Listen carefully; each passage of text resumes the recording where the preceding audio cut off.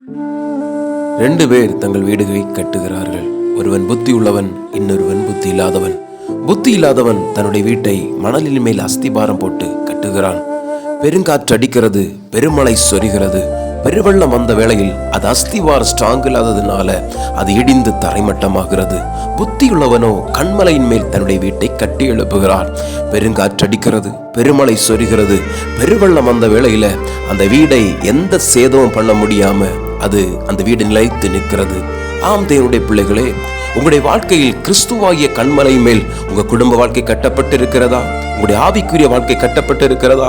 ஆம், கிறிஸ்துவாகிய கண்மலையின் மேல் நம்முடைய குடும்ப வாழ்க்கை, நம் ஆவிக்குரிய வாழ்க்கை கட்டப்பட்டால் எந்த வல்லமைகளாலும் நம்மை தகர்த்து போட முடியாது.